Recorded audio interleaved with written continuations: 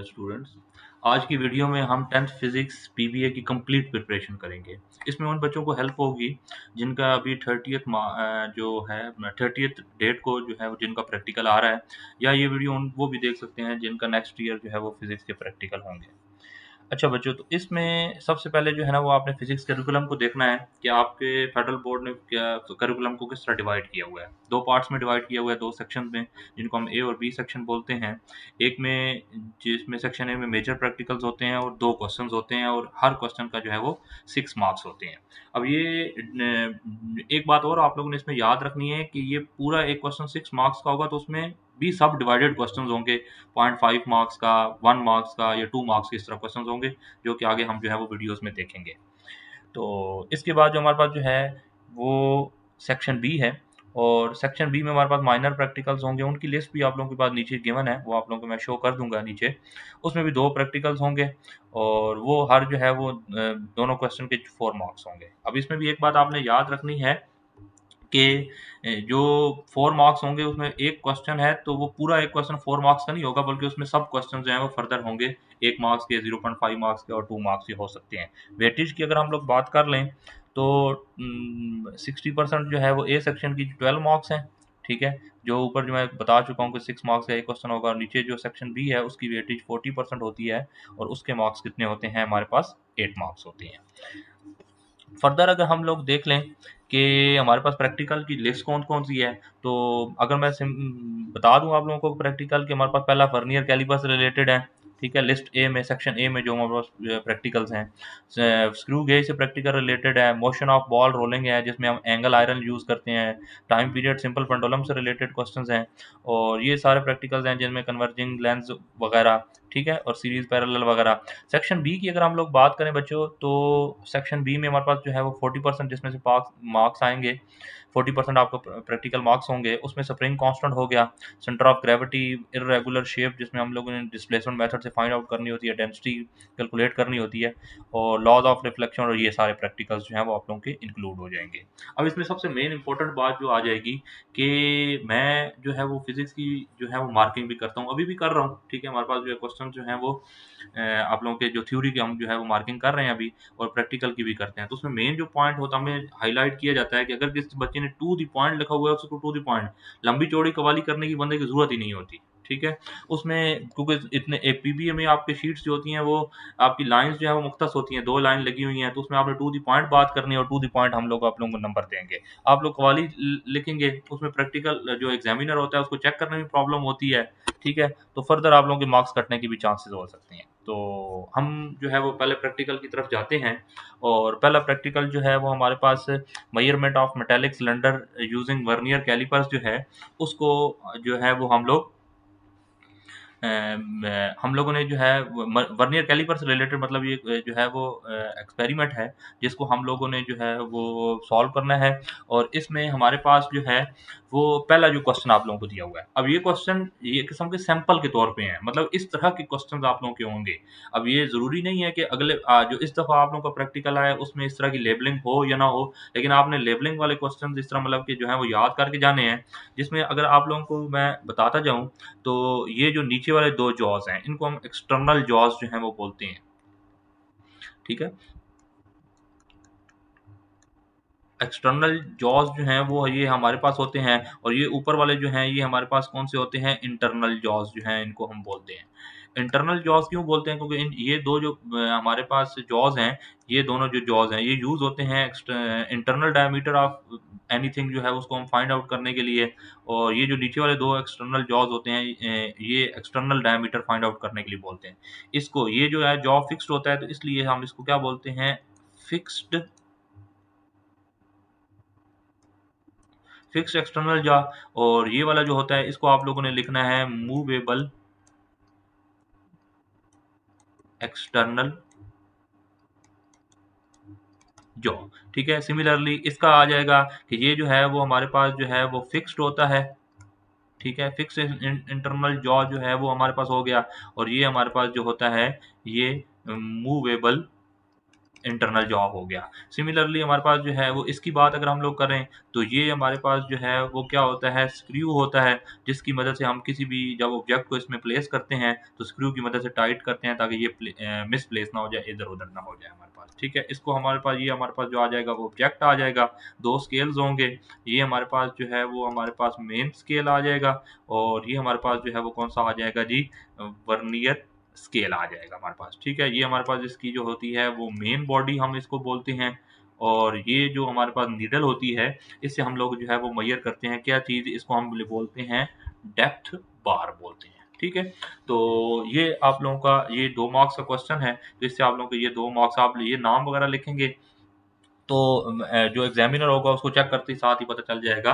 Next जो question है वो आप लोगों का जो है वो टेबल से रिलेटेड है, मतलब इनकम्प्लीट टेबल होगा। अब इसमें आप लोग देख सकते हैं कि ये यहाँ पे देखें कि 3 मार्क्स का क्वेश्चन है और सिर्फ टेबल आप लोगों ने कंप्लीट करना है। ये एमएसडी मेन स्केल डिवीजन जिसको बोल रहे हैं या मेन स्केल रीडिंग जिसको बोल रहे हैं, उसने mail scale reading sorry main scale जो रीडिंग है 0.1 सेंटीमीटर एक की, जो उसमें ये बताई हुई है उसने। ठीक है? सबसे कम जो रीडिंग होती है ना उसको उसने बताया हुआ है। यहाँ से अगर मैं आप लोगों को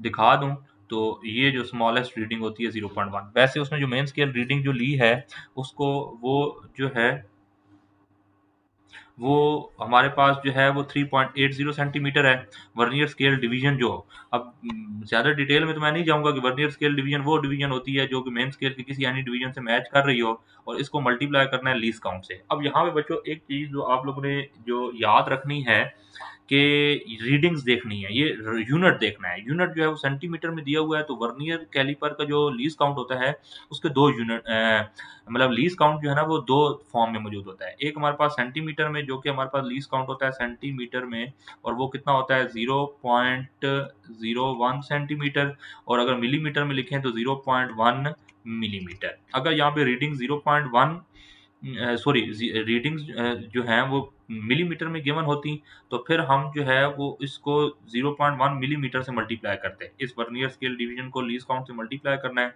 तो हमारे पास जो है वो क्या आ जाएगा यहाँ पे जी, 4 मल्टीप्लाई बाय 0.01 और ये आ जाएगा 0.04 और 7 सेंटीमीटर आ जाएगा। सिमिलरली इसकी बात करें तो 0.05 सेंटीमीटर और यहाँ इसकी बात करें तो 0.08 सेंटीमीटर आ जाएगा। ठीक है? ऑब्जर्व्ड लेंथ हम लोगों ने मेजर करनी है। ऑब्जर्व्ड लेंथ जो हो जाएगी वो हमारे पास यहाँ पे साइड पे मैं लिख देता हूँ कि वो हमारे पास होती है जी main scale reading plus vernier scale reading, मतलब इन दोनों को मल्टी ऐड करना है। 3.80 प्लस 0.04 करेंगे तो आपके पास जो है वो आंसर क्या आ जाएगा जी, 3.84। सिमिलरली जो है वो 3.89 और 3.96 जो है ये आप लोगों की ऑब्जर्व लेंथ आ जाएगी।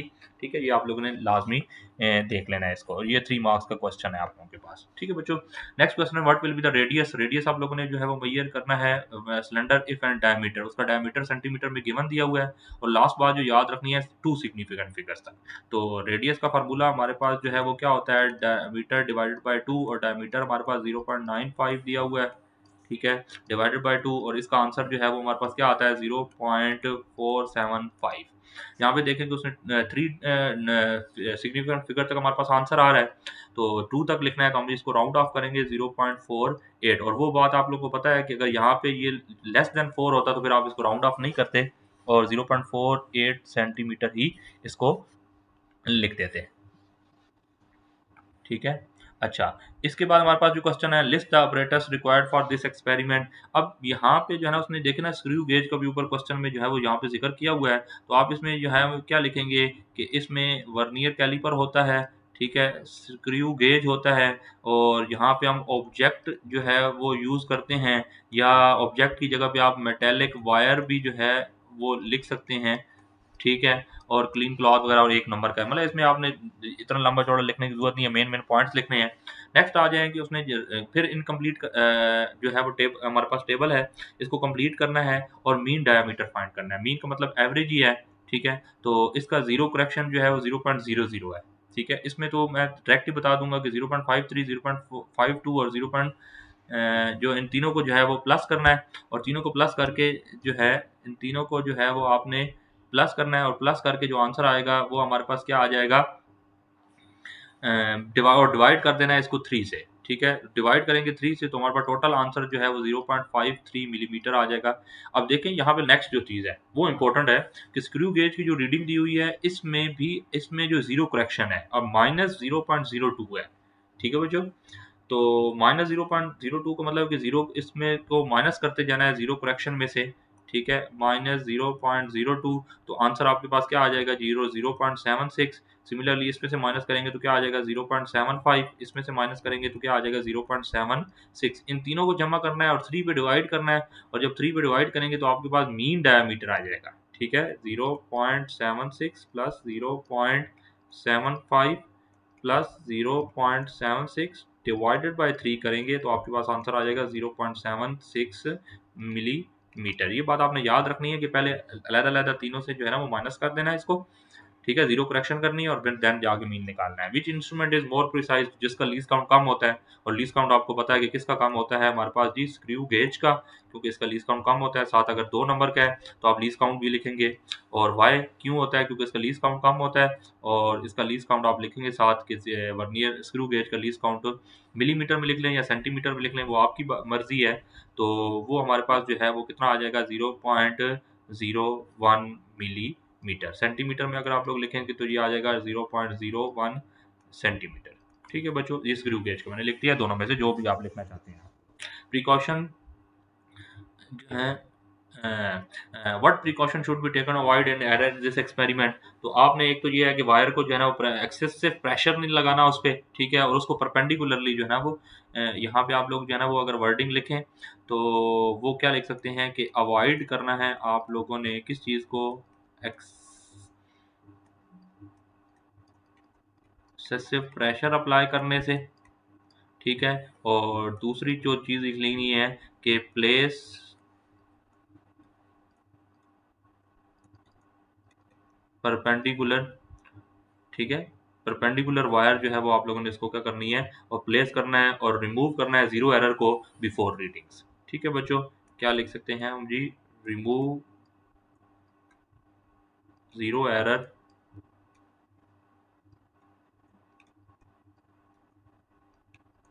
बिफोर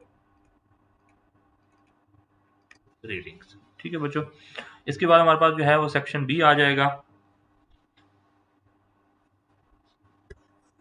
सेक्शन बी में हमारे पास देख सकते हैं कि लोड एक्सटेंशन ग्राफ जो है, ठीक है, मतलब कि हेलिकल स्प्रिंग वाला जो हमारे पास क्वेश्चन है, हेलिकल स्प्रिंग से रिलेटेड उसका जो रिलेटेड हमारे पास जो है वो क्वेश्चन आया हुआ है। और इसमें हमारे पास ग्राफ बना हुआ है फोर्स में और एक्सटेंशन में।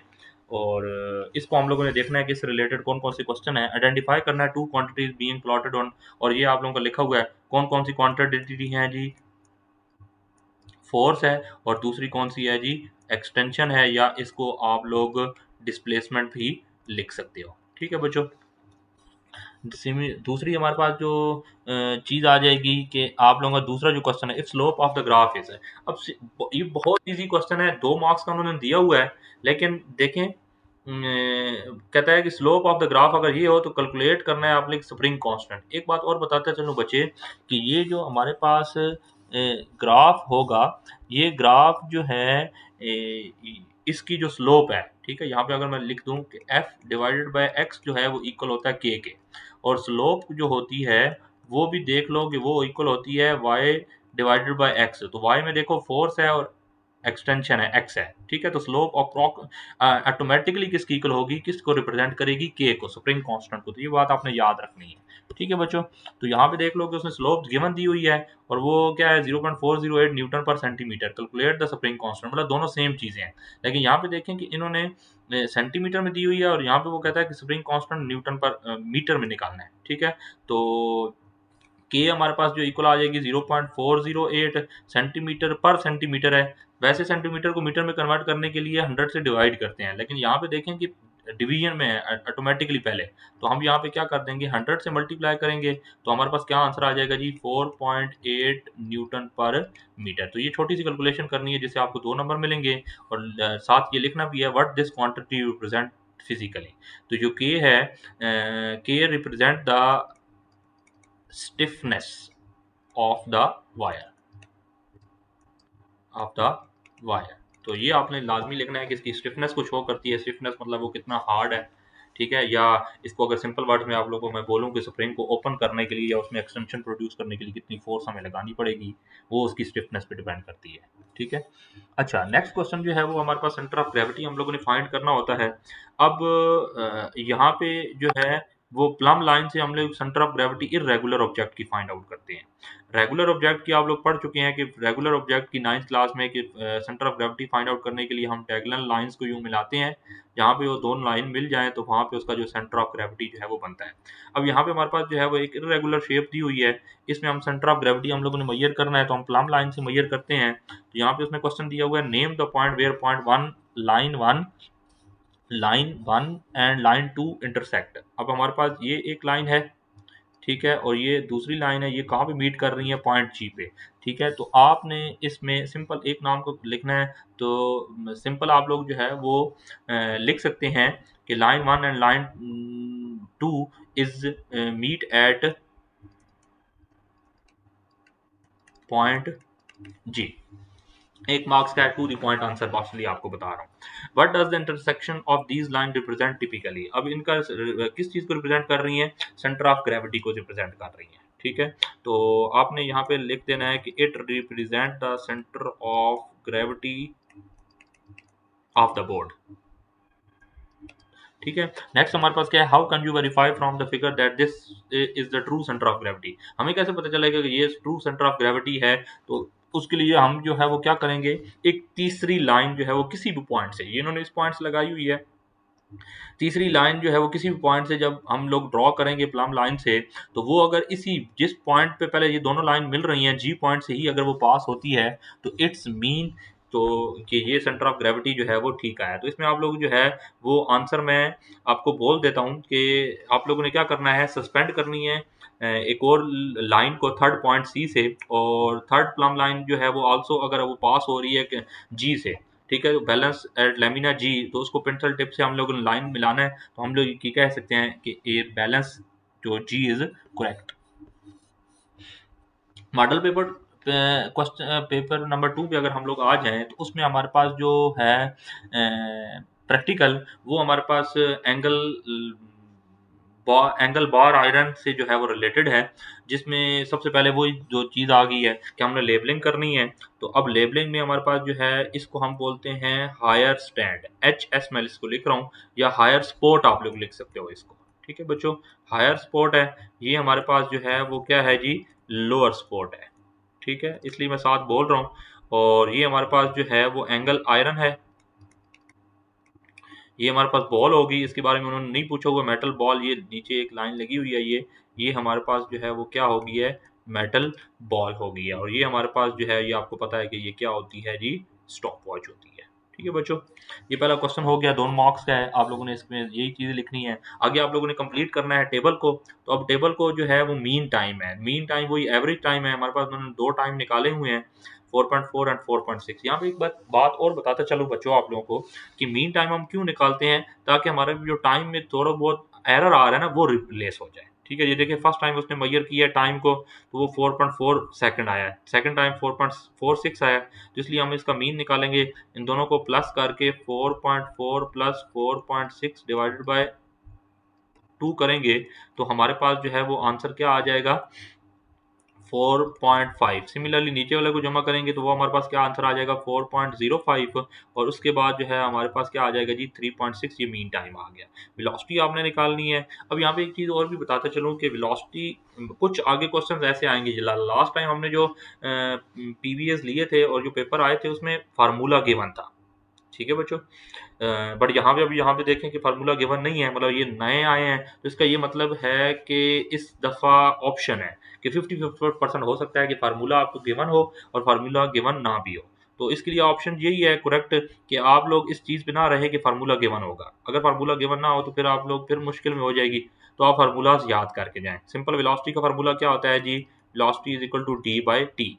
ये मीन टाइम इसमें कंसिडर करना है डी, तो 200 डिवाइडेड बाय 4.5 आप लोग करेंगे, 200 divided by 4.5 is equal to आपके पास आंसर आ जाएगा 44.44 मीटर पर सॉरी सेंटीमीटर पर सेकेंड। ठीक है, क्यों? क्योंकि यहाँ पे देखें डिस्टेंस जो है वो सेंटीमीटर में दिया हुआ है। ठीक है, यहाँ पे एक बात और भी आपने याद रखनी है, कई दफ़ा ऐसा होता है कि यहाँ पे देखें आप उसमें यूनिट लिखा हुआ है मीटर पर सेकेंड, सेंटीमीटर, अगर उसमें मीटर पर सेकंड लिखा हुआ होता तो फिर आप इसको भी थोड़ा बहुत चेंज करते, लेकिन इतनी वो लंबी चौड़ी जो कैलकुलेशन में नहीं पड़ता। 3 मार्क्स का है तो आपने टू द पॉइंट जाना है। नेक्स्ट जो है वो भी आ जाएगा 44.44 सेंटीमीटर, और उससे नेक्स्ट जो है वो 44.44, ये आप लोग कैलकुलेट कर लेना, मैंने किए हैं। तो 180 divide by 4.0। What will be the effect on the speed of the ball if the ball of the inclination of the track is reduce? अगर इंक्लाइनेशन का रिड्यूस कर देंगे तो वेलोसिटी, और साथ साथ आप लोग लिख velocity and acceleration reduced is also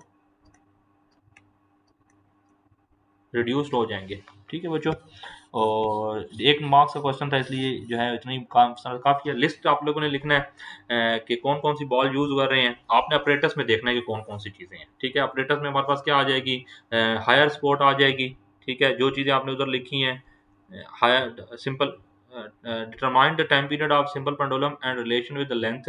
अच्छा, ये जो क्वेश्चन है ये सिंपल पेंडुलम से रिलेटेड है, उसमें आप लोगों ने अब याद रखना है। अब यहाँ पे डायग्राम नहीं बनी हुई, तो उसमें आप लोग क्या क्या यूज़ करते हो जी, सिंपल पेंडुलम में एक आप लोग यूज़ करते हो light in extensible string, light in extensible string, जो धागा जिसको हम बोलते हैं। दूसरा एक बॉब होती है, और एक स्टैंड होता है, और साथ हमारे पास जो है वो क्या होती है, स्टॉप वॉच, एस डब्ल्यू। ठीक है बच्चों, एस डब्ल्यू स्टॉप वॉच लिख रहा हूँ। अगर किसी को समझ ना आए तो वो रिपीट पीछे वीडियो पीछे करके देख सकता है। नेक्स्ट हमारे पास जो क्वेश्चन है वो है कॉपी द कंप्लीट का, आपने फिर वो टेबल कंप्लीट करना है। अब यहाँ पे देखेंगे कि हमारे पास जो है वो 20 ऑक्सीलेशन का जो टाइम पीरियड है उसने बताया हुआ है 28.4। तो टाइम पीरियड हम लोगों ने मालूम करना है, तो टाइम पीरियड का जो फार्मूला है वो अगर मैं यहाँ पे लिख दूँ, टाइम पीरियड हमारे पास जो है वो क्या हो जाएगा, time divided by number of oscillation.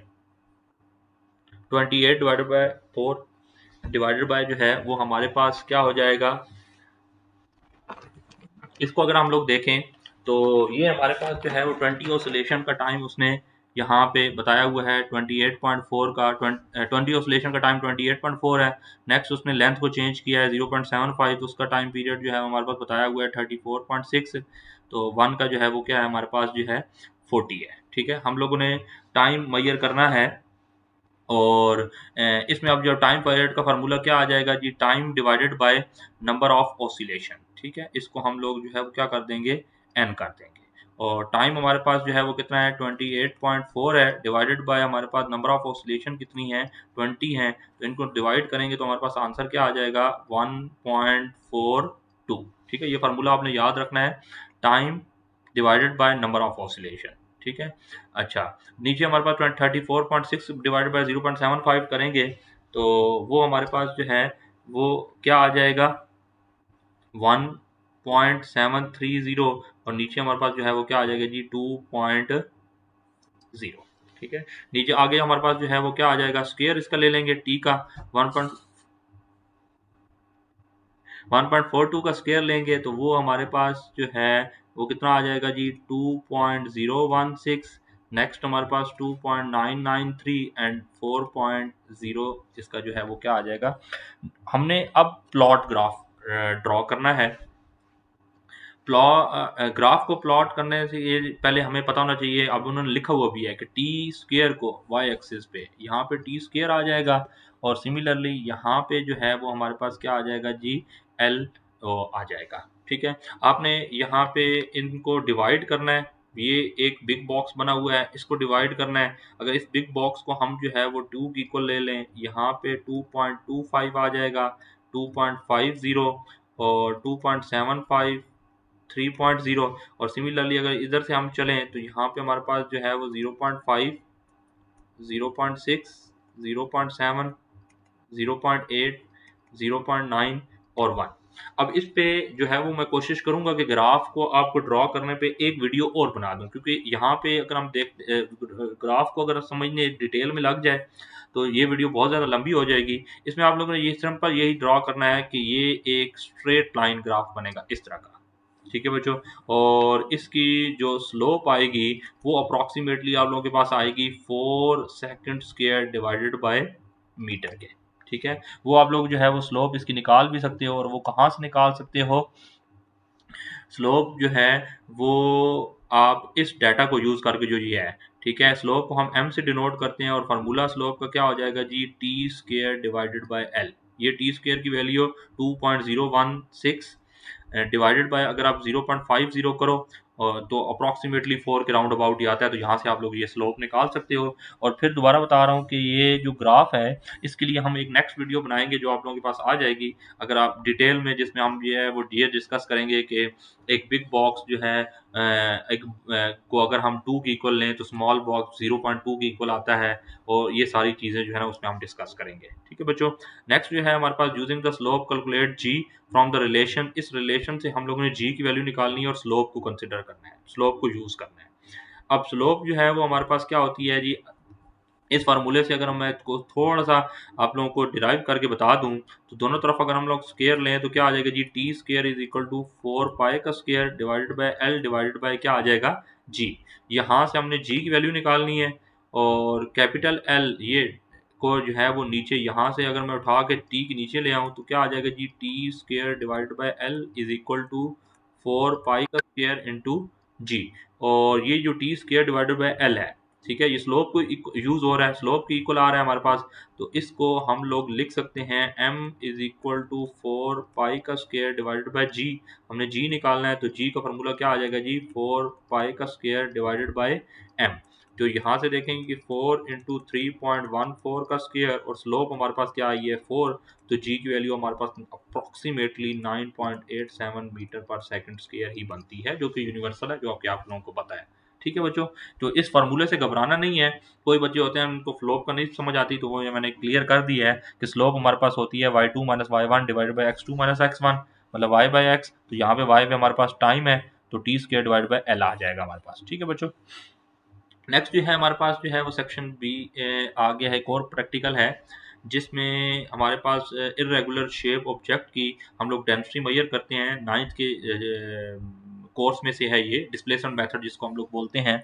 और ये आप लोगों को पता है कि इसमें हमारे पास पहले इनिशियल वॉल्यूम हम वाटर का लेवल का चेक करते हैं कि वो कौन सा है, और उसने यहाँ पे देखा ना पूछा है from the figure identify the initial and final water level. आप लोगों को फिगर से बताया हुआ होगा, और अगर फिगर से नहीं तो यहाँ पे नीचे ये लिखा हुआ भी है। तो इनिशियल लेवल का जो है ना वो आप लोगों ने लिख लेना है कि वो कितना है हमारे पास जी 250 मिलीलीटर, और जो फाइनल है हमारे पास जिसको वी एफ भी आप लोग लिख सकते हैं और इसको वी आई भी लिख सकते हैं, और वो कितना है 270 मिलीलीटर ऑब्जेक्ट को प्लेस करने के बाद जो आया है, ठीक है बच्चों। इनको इंडिकेट करना है आप लोगों ने।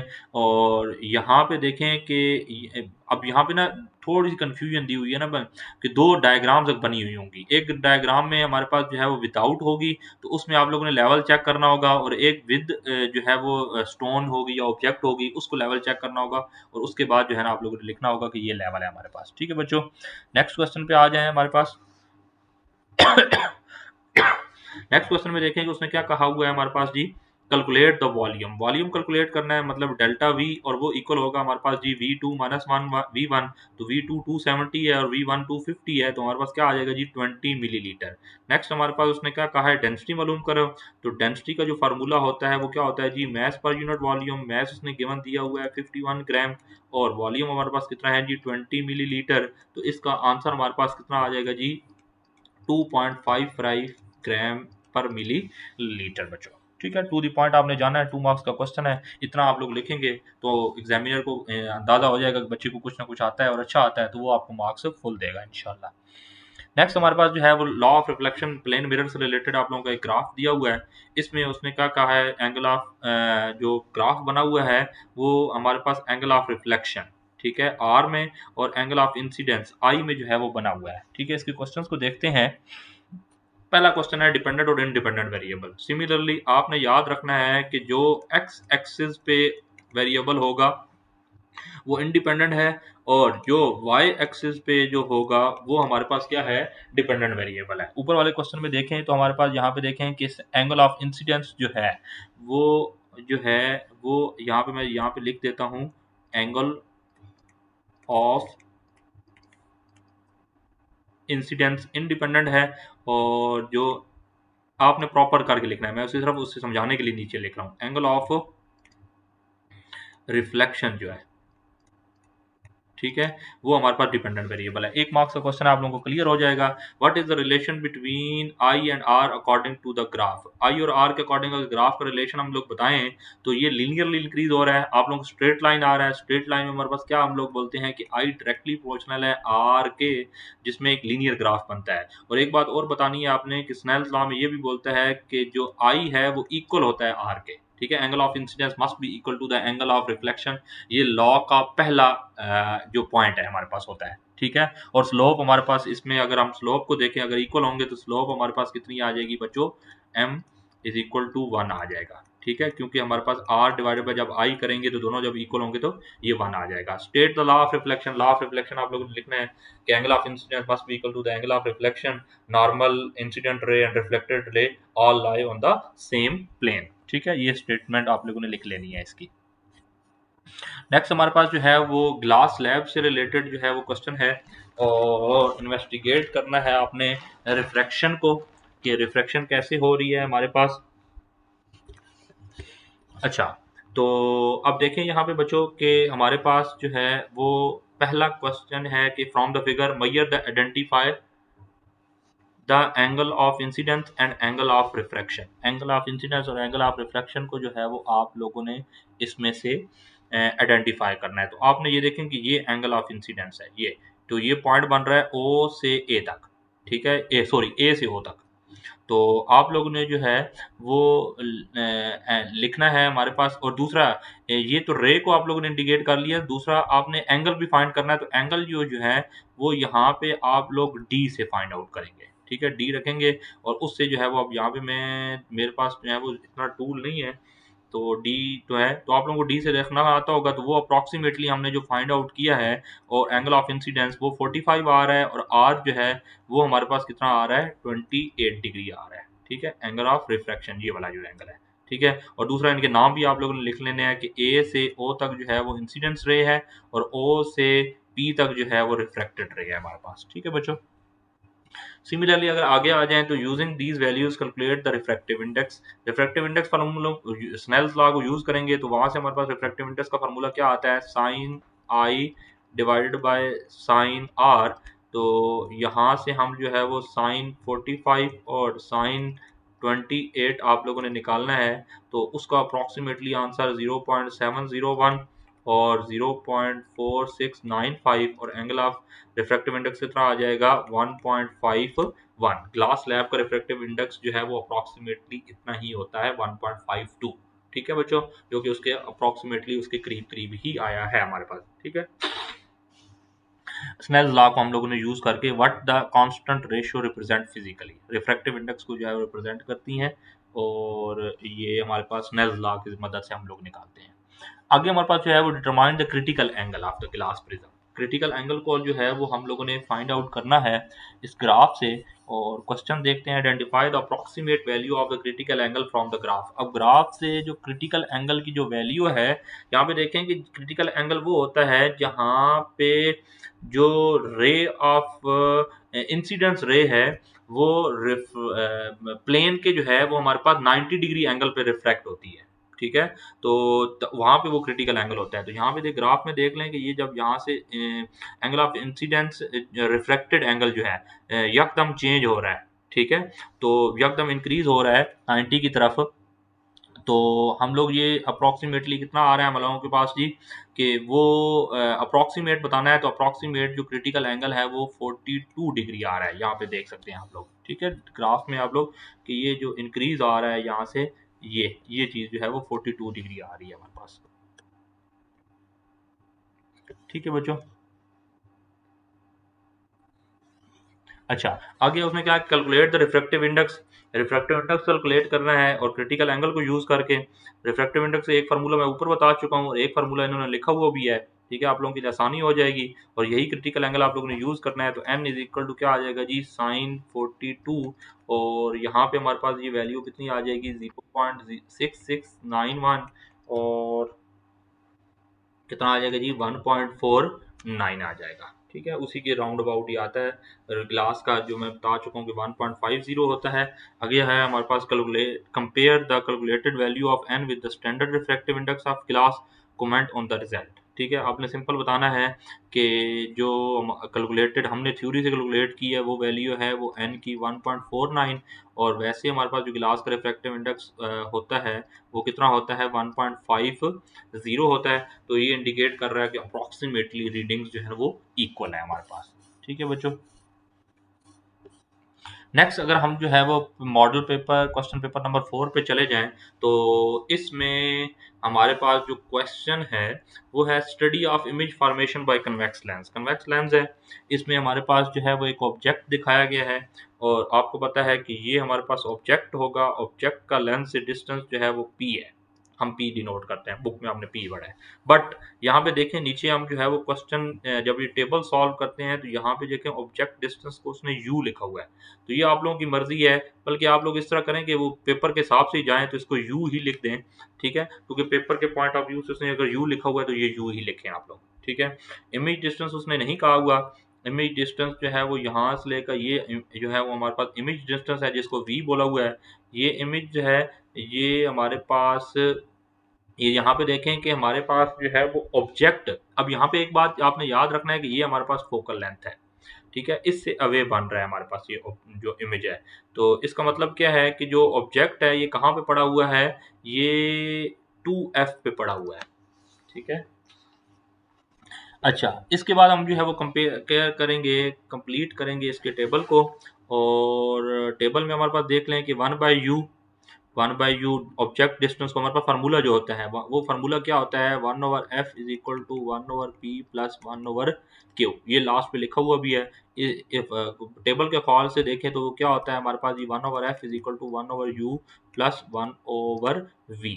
ठीक है, तो 1/u करेंगे मतलब 1/25, 1/30, 1/35, तो आंसर आप लोगों के पास जो है वो क्या आ जाएंगे, 0.04000, और नेक्स्ट आ जाएगा 0.03333, और नेक्स्ट हमारे पास क्या आ जाएगा 0.02857।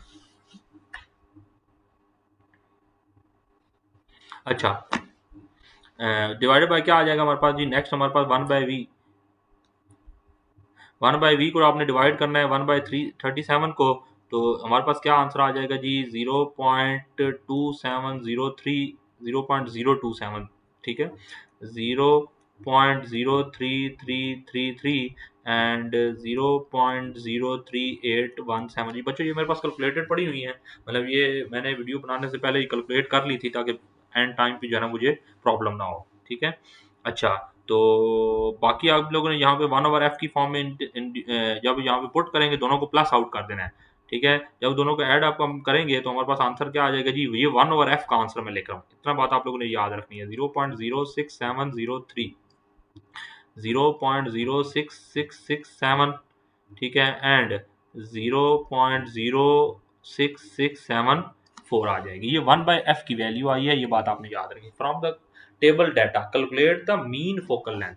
अब एक बात आपने एक और याद रखनी है बच्चों कि ये जो मैंने वैल्यूज लिखी हैं, ये वैल्यूज, ये तीनों वैल्यू ये 1/f की हैं, लेकिन हमने मीन फोकल लेंथ निकालनी है तो हमें f पता होना चाहिए। बट फिर हम क्या करेंगे, इसको 1 डिवाइडेड बाय, ठीक है, f1 जो होगा वो इक्वल होगा 1, एक मैं करके बता देता हूँ आपको, 1 डिवाइडेड बाय 0.67, एक सेकेंड, एक सेकेंड बच्चों, अच्छा ये यहाँ पे ये भी बता दूं कि ये 6 है। ठीक है, 1 डिवाइडेड बाय 0.06703, तो इसका जो आंसर आएगा वो हमारे पास कितना आएगा, 14.92 सेंटीमीटर। इसी तरह आपने जो है ना वो F2 और F3 को जो है वो भी क्या करना है, डिवाइड करना है। ठीक है, तो तीनों का आंसर आ जाएगा और फिर तीनों को ऐड अप करके मतलब मीन फोकल लेंथ निकालनी है। F बार से हम डिनोट करते हैं मीन को, तो वो आ जाएगा जी F1 plus F2 plus F3 divided by 3, तो वो आंसर आएगा 14.92। मेरे पास ये लिखी हुई पड़ी हुई है पहले से ही, निकाली है मैंने F2 भी, और F2 हमने क्या निकाला है G15, ठीक है, एंड प्लस 14.98 डिवाइडेड बाय क्या आ जाएगा 3, तो यहाँ से मीन हमारे पास कितना आ जाएगा 14.97 सेंटीमीटर, या अप्रॉक्सीमेटली इसको हम 15 सेंटीमीटर भी लिख सकते हैं। ठीक है, तो इसके बाद क्या आ जाएगा हमारे पास, list of the operators of the this requirement. तो इसका आपने लिस्ट बनानी है, इसमें कौन कौन से प्रैक्टिकल यूज हो रहे हैं, और इसमें हमारे पास जो है वो लेंस यूज हो रहा है, ऑब्जेक्ट वगैरह हम जो कोई भी ऑब्जेक्ट ले सकते हैं, तो वो इस okay. Recall the experiment expect of combining resistance in series and parallel and total resistance, उसका आपने लिखना है और वो नीचे आई है। ठीक है, क्वेश्चन नंबर 1 का उसका लिस्ट आपने बताना है कि रजिस्टर वाले में आप लोग क्या यूज करते हैं, वोल्ट मीटर यूज करते हैं, एम मीटर यूज करते हैं, रजिस्टर्स दो लगी हुई हैं तो दो रजिस्टर्स आप लोगों ने लिखनी है। ठीक है, और बैटरी हम यूज करते हैं, वायर्स यूज करते हैं, तो ये ऑपरेटर्स आप लोगों ने इसमें लिख लेना है। ठीक है, ये इस क्वेश्चन नंबर 1 के बारे में मैंने बताया आप लोगों को। ठीक है बच्चों, दो दो रेजिस्टर्स हैं, ठीक है, बैटरी है, और वायर्स होती हैं हमारे पास इसमें, वोल्ट मीटर होता है, ठीक है, एम मीटर होता है। ठीक है, ये एक नंबर का क्वेश्चन है, बस काफी है इतना ही। नेक्स्ट एक बात और बताते चलो कि ये जो प्रैक्टिकल है, ये लास्ट टाइम जो 10th का प्रैक्टिकल पीवी हुआ था फाइनल का, उसमें ये प्रैक्टिकल आया हुआ था। ठीक है, तो ओम्स लॉ से रिलेटेड एक किस्म का मतलब ये हम लोग बोल सकते हैं, ये बच्चे इस तरह करते हैं। अब इसमें देखें कि उसने क्या कहा हुआ क्वेश्चन में, copy and complete the table of series combination and calculate the equivalent resistance. Series combination है, तो सीरीज कॉम्बिनेशन में इक्विवेलेंट रेजिस्टेंस जो है वो इक्वल होती है हमारे पास R1 प्लस R2 के, तो कितना आ जाएगा 10 प्लस 10 20। बहुत ईजी है, 10 प्लस 60 70, और 12 प्लस 80 92। ठीक है बच्चों, इक्विवेलेंट रेजिस्टेंस जो है, हाँ जी, ठीक है,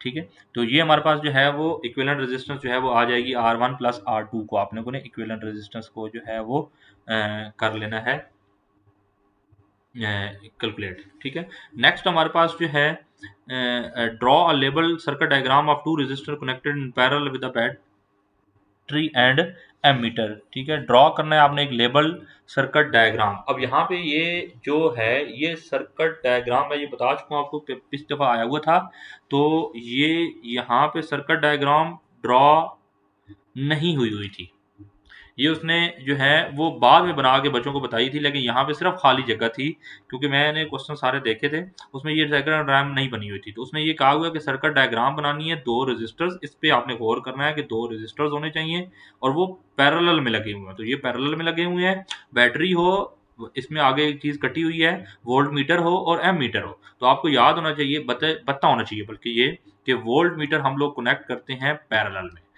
एम मीटर हम लोग कनेक्ट करते हैं सीरीज में। तो ये एम मीटर दोनों के साथ सीरीज में लगा हुआ है, ये बैटरी लगी हुई है, ये स्विच लगा हुआ है, और ये हमारे पास जो है वो वेरिएबल रजिस्टर लगी हुई है हमारे पास। ठीक है, इसको हम आर एच के जरिए भी डिनोट कर सकते हैं, और ये रजिस्टर R1 आ गया और ये रजिस्टर R2 आ गया। यहाँ पे मैं क्लियर कर दूं आप लोगों को, लेकिन ये यहाँ पे लेबलिंग के तौर पे हमने बताई है, लेकिन इतना मैं क्लियर कर दूं आप लोगों को, लास्ट टाइम का ये क्वेश्चन जो था यहाँ पे खाली जगह थी। What will happen to the equivalent resistance of the circuit if the another resistor is connected in series, तो ये हमारे पास इंक्रीज हो जाएगी। ठीक है, क्योंकि सीरीज में रेजिस्टेंस जो है वो इंक्रीज होती है और पैरेलल में डिक्रीज होती है, क्योंकि वो 1/, की फॉर्म में आ जाती है। नेक्स्ट है measurement of current and voltage across a resistor, V I characteristics हमने शो करनी है। ये हमारे पास डायग्राम बनी हुई है और इसमें हम क्वेश्चंस देखते हैं। कहता है from the figure identify how the ammeter and voltmeter are connected in series. अभी मैं पीछे बता के चुका हूँ कि एम मीटर को हम लोग लगाते हैं सीरीज में और वोल्ट मीटर को हम लोग लगाते हैं पैरेलल में। Using the graph drawn from the VI a straight line to region, calculate the resistance of the resistor from the slope। ठीक है, अब इसमें ग्राफ गिवन नहीं है, ग्राफ ये नीचे गिवन है। कई दफा ऐसा होता है, कई दफा ऊपर गिवन है, क्योंकि एक ही प्रैक्टिकल चल रहा है ना। ठीक है, तो उसमें आपने उसमें क्या कहा है कि रेजिस्टेंस को मेजर करना है तो स्लोप के जरिए। अब आपने ये ग्राफ हमारे पास वी और आई में देवन है। ठीक है, मैं आपको स्लोप के जरिए मैंने पीछे फार्मूला बता भी चुका हूँ, तो मैं बता देता हूँ यहाँ पे आप लोगों का कि जो स्लोप का जो फार्मूला होता है, m से हम इसको स्लोप को डिनोट करते हैं, वो इक्वल होता है y2 minus y1 divided by x2 minus x1। तो आपने इस पूरी लाइन पे दो पॉइंट ले लेने हैं कोई भी। ठीक है, फॉर एग्जांपल मुझे ये पॉइंट पता है, मैं एक ये पॉइंट कंसिडर कर लेता हूँ और एक ये वाला पॉइंट कंसिडर कर लेता हूँ। आप ये नीचे भी कर सकते हैं। ठीक है, अब इस पे देखें कि y2 की वैल्यू कितनी है जी, 1.75। ठीक है, 1.75। और x2 की वैल्यू, सॉरी पहले y1 की वैल्यू लिख लेते हैं, माइनस यहाँ पे देखें कि y1 की वैल्यू क्या आई है, 1.0। ठीक है बच्चों, डिवाइडेड बाय x2 की वैल्यू हमारे पास कितनी आई है जी, 70 माइनस। और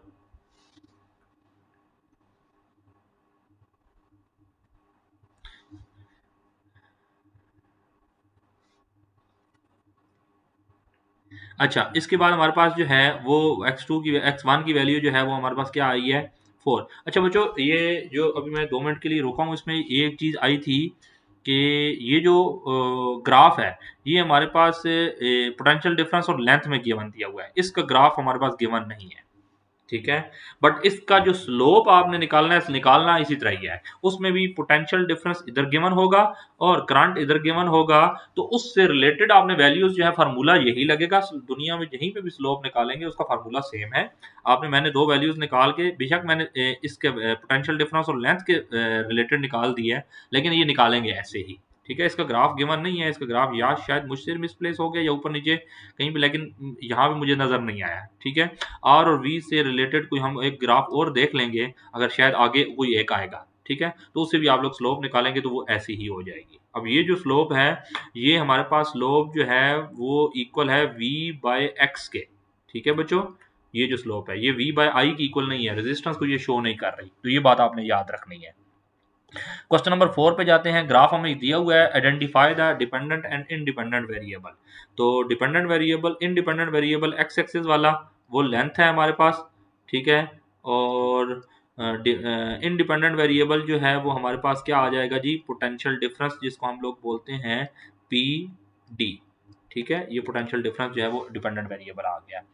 determine the slope of the graph and state है, ये देखिए नीचे आ गया। स्लोप ने फाइंड आउट करनी है, m is equal to V by X होगा या इक्वल होगा y2 minus y1 divided by x2 minus x और 1। और ये इसी तरह आपने कोई सी भी रैंडम दो पॉइंट निकालनी है, ये स्लोप मैं आपने निकालना सिखा चुका हूँ। ठीक है, ये फर्दर जो है वो आप लोगों ने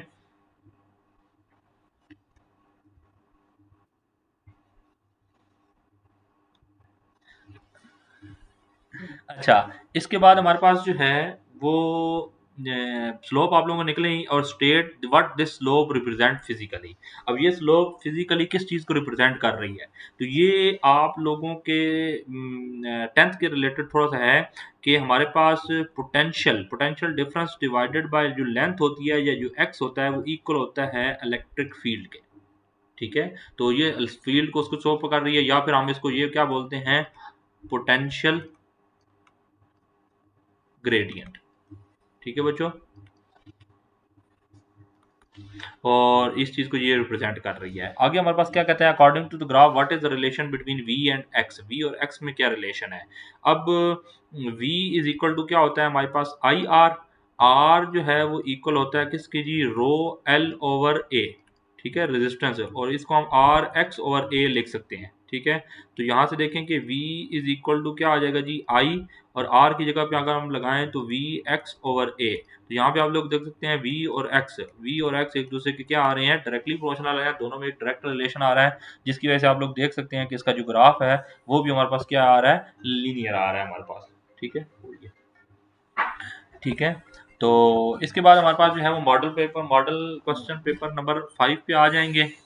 तो वो क्वेश्चन नंबर 5 देखें। अब क्वेश्चन नंबर 5 जो है, sorry paper number, model paper question number 5, उसमें पहला जो क्वेश्चन है वो वर्नियर कैलिपर से रिलेटेड है। फिर वही आ गया हमारे पास। ठीक है, कि इसमें आप लोगों ने जो है वो क्या बतानी है ये बतानी है कि इसमें लेबलिंग करनी है, तो वो मैं बता चुका हूँ ऊपर। आप लोगों को वो सारी लेबलिंग आप लोगों ने यहाँ पे जो है वो क्या कर लेनी है, लिख लेनी है। आगे हमारे पास फिर वही चीज़ आ जाएगी, vernier scale division, least count से मल्टीप्लाई करना है वर्नियर स्केल डिवीजन को, और यहाँ पे भी सेंटीमीटर है, तो वर्नियर स्केल डिवीजन जो है वो 5 मल्टीप्लाई पे क्या आ जाएगा जी, वर्नियर स्केल है 0.01, तो ये इक्वल आ जाएगा 0.05 के। सिमिलरली 0.04 एंड 0.06 आ जाएगा। ऑब्जर्व डायमीटर है, ऑब्जर्व डायमीटर में हमारे पास टोटल हम रीडिंग लेते हैं, और टोटल रीडिंग में हमारे पास main scale reading plus vernier scale reading, ठीक है। तो यहाँ पे हमारे पास क्वेश्चन आ जाएगा, आंसर आ जाएगा 0.95, 0.98 और 1.02, ये दोनों को ऐड कर देना है आपने, मेन स्केल रीडिंग और वर्नियर स्केल, इनको मल्टीप्लाई करने के बाद वाली ऐड कर देना है। Find the mean diameter and calculate the radius, mean diameter आप लोगों ने कैलकुलेट करना है, और मीन डायमीटर में हमारे पास जो है वो क्या आ जाएगा जी, D prime is equal to 0.95 plus 0.98 plus 1.02 divided by 3 is equal to आ जाएगा हमारे पास किसके जी, 0.983 सेंटीमीटर के। डायमीटर मालूम करना है, आर इज इक्वल टू क्या आ जाएगा, डी डिवाइडेड बाय 2, और मीन डायमीटर हम लोग लेंगे तो 0.983 डिवाइडेड बाय 2, और आंसर क्या आ जाएगा जी, 0.4915, और 2 डिवीजन तक लिखेंगे तो 0.49 सेंटीमीटर आ जाएगा बच्चों, ठीक है। ये इसलिए मैंने थोड़ा जल्दी करा दिया है क्योंकि ये पहले हम कर चुके हैं। आगे हमारे पास कहते हैं कि motion of a rolling ball on an incline track है, उसमें एंगल आयरन जो है यूज कर रहे हैं, और उसके ऑपरेटर्स के बारे में लिखना है। तो ऑपरेटर्स जो है उसमें क्या क्या आ जाएगा हमारे पास, ये एक एंगल आयरन आ जाता है, मेटल बॉल आ जाती है, ठीक है, और उसके बाद स्टॉप वॉच आ जाती है, ठीक है, 1 मार्क्स का है। आप इसमें जो है वो हायर स्पोर्ट और लोअर स्पोर्ट भी लिख सकते हैं, ठीक है। नेक्स्ट हमारे पास जो है वो फिर मीन निकालना है हमने, मीन हमारे पास 3.5 प्लस 3.4 डिवाइडेड बाई 2 करेंगे, तो हमारे पास आंसर क्या आ जाएगा जी, 3.45 और 3.95 और 4.4, इन दोनों को जमा करके, इन दोनों को जमा करके 2 पे डिवाइड कर देना है, ठीक है बच्चों। वेलोसिटी निकालनी है, फार्मूला मैं पहले बता चुका हूँ, v इज इक्वल टू क्या आ जाएगा जी, d बाय टी, ठीक है, और d हमारे पास क्या है, डिस्टेंस, तो 150 डिवाइडेड बाय 3.45, तो आंसर हमारे पास क्या आ जाएगा जी, 43.5, और दूसरे का हमारे पास जी 45.6, और नीचे 45.5 आएगा। Draw graph between velocity, velocity Y axis पे हम लोगों ने ये रखनी है, और डिस्टेंस जो है वो हम लोगों ने कहाँ पे रखना है, एक्स एक्सिस पे रखना है। तो यह ग्राफ ड्रॉ करना है। अब ग्राफ ड्रॉ करने के लिए आपने डाटा देखना है, डाटा देखें कि हमारे पास डिस्टेंस का जो डाटा है 150, 180 और 120 है, ठीक है बच्चे। तो आप यहाँ पे जो है वो क्या कर सकते हैं, यहाँ पे 100, ठीक है पहला, ठीक है, यहाँ पे जो है वो ये डिपेंड करता है, 1 सेकेंड, इसको वही बात है ना, फिर दोबारा इसको डिटेल में अब जब मैं पढ़ाऊंगा तो ये नेक्स्ट वीडियो में बताऊंगा आपको, क्योंकि मोस्टली बच्चे जो होते हैं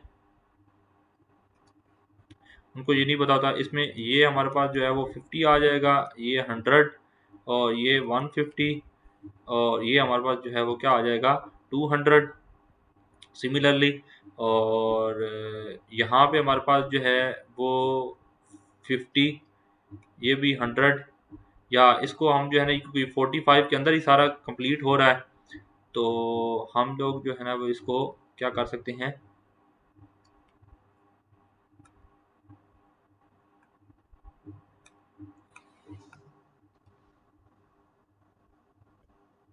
ये इसको हमारे पास जो है ये हम 40 की राउंड अबाउट भी ले सकते हैं, या 20 के हिसाब से भी ले सकते हैं, या 30 के हिसाब से भी ले सकते हैं, वो आप लोगों पे डिपेंड करता है कि वो कितनी वैल्यूज आप लोग लिखेंगे।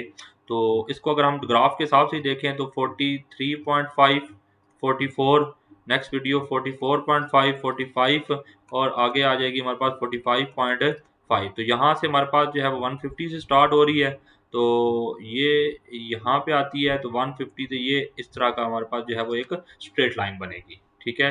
और नेक्स्ट आगे जाके जो है ना हमारे पास इसकी जो क्या कहते हैं उसको, टाइम को जो है वेलोसिटी जो है वो डिक्रीज हो रही होती है, क्योंकि ये जीरो हो रही होती है। इस तरह का हमारे पास जो है वो क्या बनेगा, आप लोगों के पास ग्राफ बनेगा, और उस ग्राफ से जो है वो आप लोगों ने फिर नीचे जो क्वेश्चन है उनको सॉल्व करना है। Predict what happen to the velocity of the inclination of the track is decrease. तो इंक्लिनेशन अगर डिक्रीज करने से हमारे पास जो है वो वेलोसिटी भी क्या हो जाएगी, वेलोसिटी इज आल्सो डिक्रीज्ड। ठीक है बच्चों। नेक्स्ट हमारे पास जो है वो रेक्टेंगुलर स्टडी हम लोगों ने करनी है। अगला जो एक्सपेरिमेंट है, study of reflection of light through a rectangular glass slab and answer the following question. From the figure identify the incident रे। इंसिडेंट रे को जो है वो आइडेंटिफाई करना है, और वो कौन सी है, ओ से ए तक। ए टू ओ जो है वो हमारे पास इंसिडेंट रे है, ठीक है। ओ टू पी जो है वो हमारे पास रिफ्रैक्टेड रे है, रिफ्रैक्टेड रे ओ टू पी। और जो इमरजेंट रे है वो ये सी डी है, ये यहाँ से, ठीक है। ये हमारे पास जो है वो नाम लिखा हुआ भी है, इमरजेंट रे है हमारे पास, ठीक है। नेक्स्ट है using the figure I well given दिया हुआ है, आर भी दिया हुआ है, कैलकुलेट द रिफ्रैक्टिव इंडेक्स। ये फिर सिंपल उसी तरह के क्वेश्चन है हमारे पास। एन इज इक्वल टू क्या आ जाएगा जी, sine I divided by sine R. ये मैं पीछे करा चुका हूँ, तो इसका आंसर आप लोग देख दीजिएगा कि इसका आंसर अप्रॉक्सीमेटली 1.51 आ रहा है हमारे पास, ठीक है बच्चों। अब ये ग्राफ जो है वो ओम्स लॉ से रिलेटेड है, जो हम पीछे जो हम लोग देख चुके हैं कि हमने जहाँ पे वो वी और आई आर निकालना था, तो ये ग्राफ ओम लॉ से रिलेटेड है। इसमें उसी तरह ही आप लोगों ने, ठीक है, अगर नीचे अब मैंने क्वेश्चन नहीं देख रहा, अगर फॉर एग्जांपल स्लोप का क्वेश्चन हुआ तो m is equal to V by I होगा, जो कि इक्वल होगा आर के। और यहाँ पे कोई भी दो पॉइंट्स ले लेने हैं, एक ये पॉइंट्स हमने कंसिडर कर लिया, एक ये पॉइंट कंसिडर कर लिया।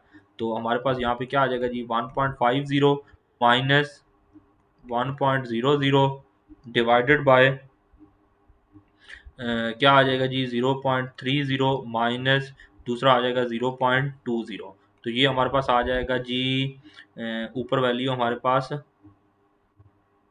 1.50 माइनस 1 करेंगे तो ये आ जाएगा 0.5, और नीचे हमारे पास क्या आ जाएगी जी, 0.1। तो ये 5 मल्टीप्लाई बाय अगर 10 करें और 1 मल्टीप्लाई बाय 10 करें तो 10 10 से कट जाएगा, तो ये आंसर 5 आ जाएगा हमारे पास, ठीक है बच्चों। इसका हमने स्लोप निकालना आपको बता दिया है। आगे क्या, identify the type of relation between V and I. और ये हमारे पास ग्राफ से हमें पता है कि ओम्स लॉ जो है वहां पे वेरीफाई करता है जहाँ पे वी और आई जो है वो एक दूसरे के क्या होते हैं, डायरेक्टली प्रोपोर्शनल होते हैं। Determine the slope of the graph, ऊपर मैं फाइंड करना सिखा चुका हूँ। And what this slope represent, इस ये रिप्रेजेंट किसको कर रही है जी, रेजिस्टेंस को रिप्रेजेंट कर रही है, ठीक है। R is equal to V by I. Simple easy questions है, इतने मुश्किल भी नहीं है। What conclusion can you drawn from the straight line graph passing through the origin. तो हम लोग स्ट्रेट लाइन ग्राफ से क्या कंक्लूजन निकाल सकते हैं कि ये जो कंडक्टर है ये ओहमिक कंडक्टर है, क्योंकि ओहमिक कंडक्टर वो होते हैं जो ओहम्स लॉ को ओबे करते हैं, और उनका जो ग्राफ आता है वो एक स्ट्रेट लाइन आता है, ठीक है। तो आप लोग इसमें ये लिख लेना है कि ये ओम लॉ को ओबे कर रहा है और ओहमिक कंडक्टर है, एक मार्क्स के लिए। नेक्स्ट बच्चों हमारे पास जो है वो प्रैक्टिकल बेस्ड छठा है। इसमें हम लोगों ने जो है वो देखें, diameter of wire using screw gauge. Screw gauge को यूज करके लेबलिंग करनी है। लेबलिंग के लिए हमारे पास जो है ये जो पहला पॉइंट होता है इसको हम बोलते हैं एनविल, ठीक है। और इसके बाद हमारे पास जो है वो ये जो पॉइंट होता है इसको हम बोलते हैं स्पिंडल, ठीक है। ये हमारे पास जो है वो स्लीव होती है, ये इसको हम जो है वो डेटम लाइन बोलते हैं। ये हमारे पास सर्कुलर स्केल होता है, SCS में लिख रहा हूँ, ठीक है, सर्कुलर स्केल जो है। और ये हमारे पास जो है वो मेन स्केल है। और ये जो पॉइंट है ये वाली लाइन, ये हमारे पास इसको हम बोलते हैं थिम्बल। और ये हमारे पास क्या होता है जी, रैचेट। कंप्लीट करना है हम लोग टेबल को। अब देखें ये इसका जो आपको लीज काउंट है, सर्कुलर स्केल डिवीजन को मल्टीप्लाई करना है लीज काउंट से। लीज काउंट आपको दोनों याद होने चाहिए। अब यहाँ पे देखें ना, मैंने जैसे पीछे बताया था आप लोगों को कि जो रीडिंग्स हैं वो मिलीमीटर में गिवन है या सेंटीमीटर में। अगर ये मिलीमीटर में गिवन है तो आप मिलीमीटर वाला जो स्क्रू वर्नियर कैलिपर का जो है लीज काउंट स्क्रू गेज का 0.01 उससे मल्टीप्लाई करेंगे। और यहाँ पे अगर मैं आप लोगों को सेंटीमीटर वाला भी बता दूं तो सेंटीमीटर वाला जो लीज काउंट है वो कितना होता है 0.001 सेंटीमीटर। अच्छा, तो हम जो है वो मिलीमीटर वाले लीस्ट काउंट से जो है उसको मल्टीप्लाई करेंगे तो ये हमारे पास क्या आ जाएगा जी 0.01 multiply by circular scale division कितनी है जी 25। तो आंसर हमारे पास क्या आ जाएगा जी 0.25। नीचे हमारे पास आ जाएगा 0.27 और नीचे 0.28। ऑब्जर्व डायमीटर हम लोगों ने फाइंड करना है। फिर वही बात आ जाएगी हमारे पास, जो ऑब्जर्व डायमीटर हमारे पास होता है main scale reading plus circular scale reading. Main scale reading हमारे पास जो है वो क्या है 2.5। 2.5 प्लस 0.25 तो ये आ जाएगा जी 2.25। 2 पॉइंट अच्छा सॉरी ये 2.50 है।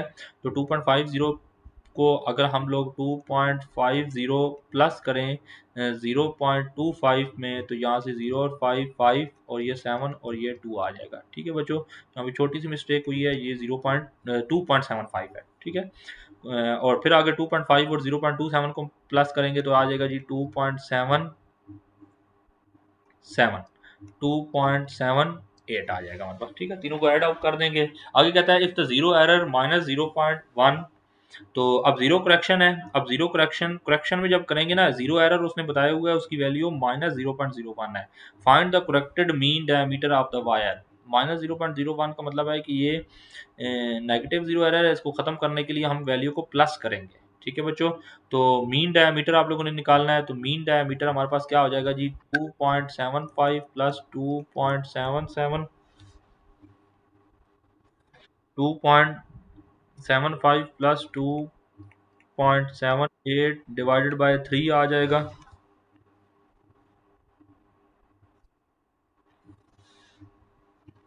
2.73 डिवाइडेड बाय जो है वो 3 आ जाएगा, डिवाइडेड बाय ये मीन डायमीटर हमारे पास कितना आ जाएगा जी 2.77 मिलीमीटर आ जाएगा। ठीक है, करेक्शन करनी है तो ये -0.01 है, तो करेक्शन में हमारे पास क्या हो जाएगा जी 2.77 प्लस 0.01 तो ये इक्वल आ जाएगा जी 2.78 मिलीमीटर। ये रिजल्ट है डायमीटर का हमारे पास। ठीक है बच्चों, नेक्स्ट भी वही है। ठीक है, ये आपने लेबलिंग इसी तरह खुद ही जो है वो कर लेनी है। ठीक है, और इसके बाद हमारे पास ये डायमीटर भी वही है, सेम मेरे ख्याल में डबल ये लग गई है इससे। आगे हमारे पास जो है वो क्रिटिकल एंगल जो है वो प्रिज्म से डिटरमाइन करना है हम लोगों ने। डायग्राम आप लोगों के पास बनी हुई है, कहता है from the figure mark the incident रे। इंसिडेंट रे ये इंसिडेंट रे है, ये वाली यहाँ से लेकर यहाँ तक जो है ये कौन सी है जी, ये इंसिडेंट रे है। ठीक है, आपने नाम भी लिख लेना है पी से एम। रिफ्रैक्टेड रे हमारे पास जो है ये एम से एस तक जो है ये हमारे पास रिफ्रैक्टेड रे है। ठीक है, और ये इमरजेंट रे हमारे पास ये बोल सकते हैं हम उसको। क्रिटिकल एंगल क्रिटिकल रे जो होगी हमारे पास। ठीक है, और ये क्रिटिकल एंगल जो यहाँ पे ये बना रही है इसके साथ हमारे पास आइडेंटिफाई करना है, और एंगल सी को, तो ये हमारे पास जो है वो एंगल सी जो है वो क्रिटिकल एंगल जो है। ठीक है, यहाँ पे जो बनेगी ये इंसिडेंस एंगल बनेगा हमारे पास। ठीक है बच्चों, नेक्स्ट हमारे पास जो है कि कैलकुलेट करना है रिफ्रैक्टिव इंडेक्स। फार्मूला गिवन है और सी की वैल्यू भी गिवन है। What does this value represent. Simple, आपने पहले तो एन निकाल लेना है, 1 divided by C N sine, और साथ आ जाएगा जी 42, और उसकी वैल्यू हमारे पास कितनी आ जाएगी जी 1.49। ये किस चीज़ को रिप्रेजेंट कर रही है जी, कि रिफ्रैक्टिव इंडेक्स असल में जो है वो क्या होता है हमारे पास। रिफ्रैक्टिव इंडेक्स हमें बताता है कि स्पीड ऑफ लाइट जो है जब किसी मीडियम में इंटर करती है तो वो कितनी स्लो डाउन हो जाती है। ठीक है, तो आपने यहाँ पे ये लिखना है कि it indicates that light travels 1 point in. मैं यहाँ पे अगर लिख भी दूं कि it indicate that light travels 1.49 times slower in glass than in air। ठीक है बच्चों, तो ये आपने इसमें साथ लिख लेना है कि वो 1.49 टाइम्स स्लोअर हो जाएगी हमारे पास। नेक्स्ट क्वेश्चन है, कन्वेक्स लेंस है, इमेज फॉर्मेशन है, study of image formation by convex lens. तो list the operators required by this experiment, तो हम लोगों ने जो है इसका ऑपरेटर्स लिखना है। ऑपरेटर्स में कन्वेक्स लेंस से इमेज फॉर्मेशन है, तो वही चीज़ हमारे पास जो है वो क्या आ जाती है कि इसके लिए हमारे पास ऑब्जेक्ट होता है, ठीक है, और कन्वेक्स लेंस हम लोग इसमें यूज़ करते हैं, ठीक है। बाकी मेजरमेंट उसी तरह ही आ जाती है हमारे पास। आगे जो है वन बाई यू को डिवाइड करेंगे, तो वन बाई यू हमारे पास जो है वो क्या चीज़ हो जाएगी कि 1/25 करेंगे, और सेंटीमीटर में इसका जो है वो हमारे पास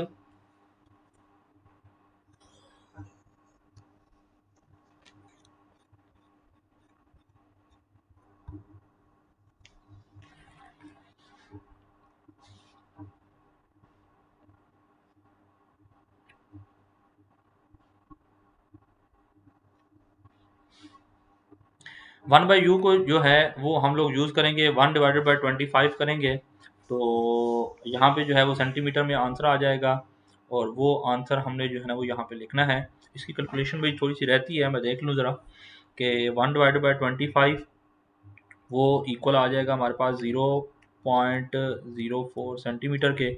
1/30 करेंगे तो वो हमारे पास जो है वो इक्वल आ जाएगा 0.033, ठीक है। और 1/35 अगर हम लोग करेंगे तो उस वो हमारे पास इक्वल आ जाएगा जी 0.02857, ठीक है बच्चों।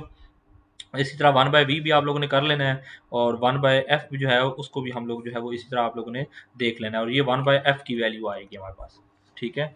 अच्छा, नेक्स्ट आप लोगों ने ग्राफ ड्रॉ करना है। अब ये ग्राफ फिर वही इसी तरह हमारे पास वाई एक्सिस में 1/v, और जो वैल्यू है हमारे पास यहाँ पे जो है वो क्या आ जाएगी 1/u की, ठीक है। और इसी तरह हमारे पास जो है वो एक स्ट्रेट लाइन जो है वो ग्राफ बनेगा। तो वो ग्राफ का जो एक्सप्लेनेशन है वो इंशाल्लाह मैं फिर नेक्स्ट वीडियो में बताऊंगा आप लोगों को, क्योंकि उसमें सारा चीज़ ध्यान रखनी पड़ती है।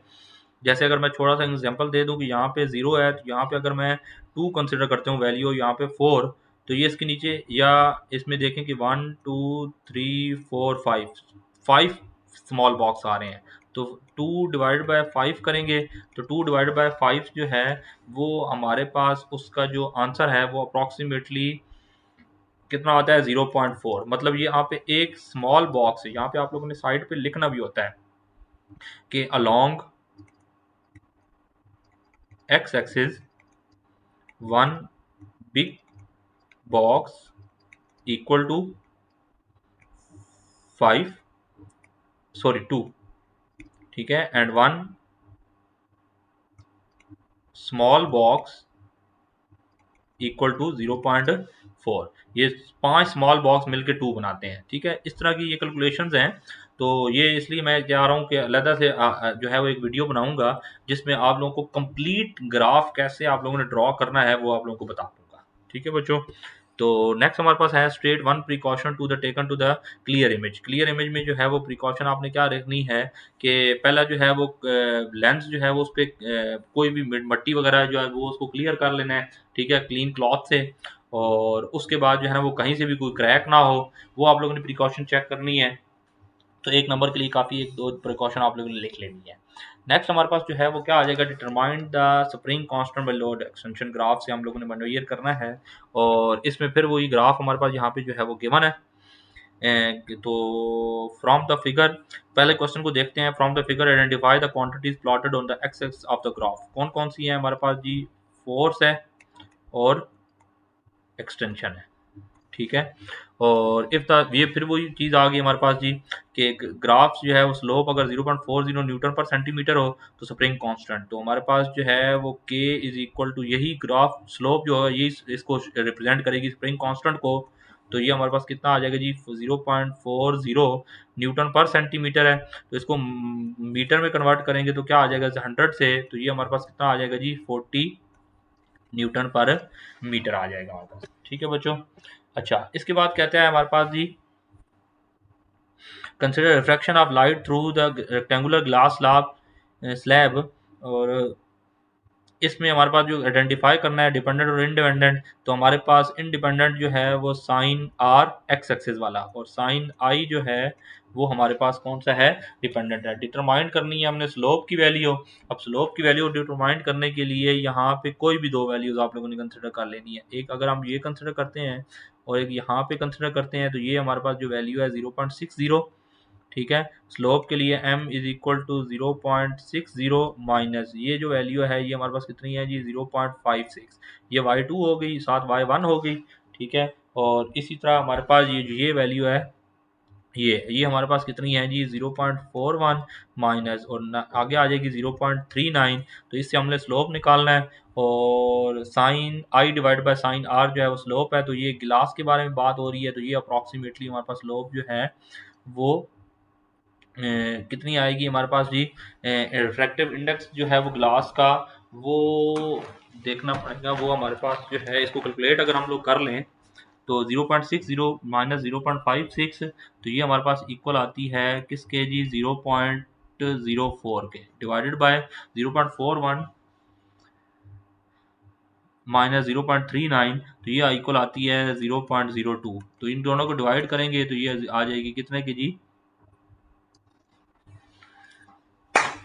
2 के, ठीक है। तो 2 हमारे पास का according to the graph what law governs the relationship between, तो ये स्नेल्स लॉ है। अगर आप डिटेल में इसको लिखना चाहते हैं तो एन इज सॉरी, ये होता है n1 sine theta I is equal to n2 sine theta 2।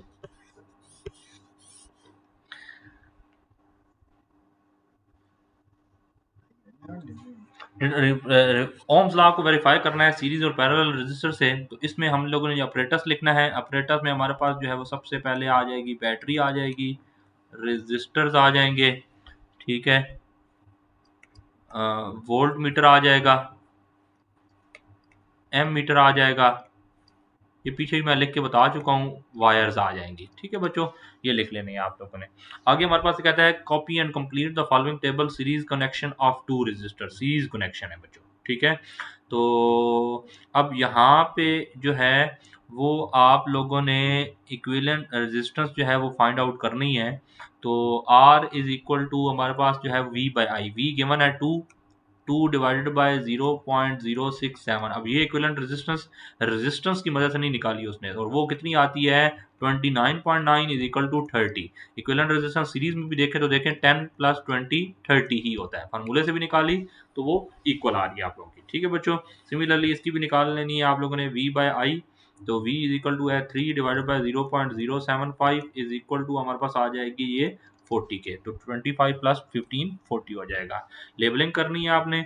Labelling में हमारे पास जो है ये वोल्ट मीटर है, ये एम मीटर है, ये R1 है, ये R2 है, ये V है, ये स्विच है, और ये वेरिएबल रेजिस्टर है।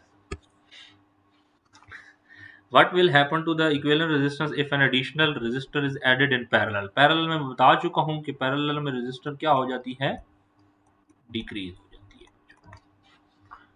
ठीक है बच्चों। Consider the experiment studying of law of reflection using a plane mirror graph, incident I और रिफ्लेक्शन।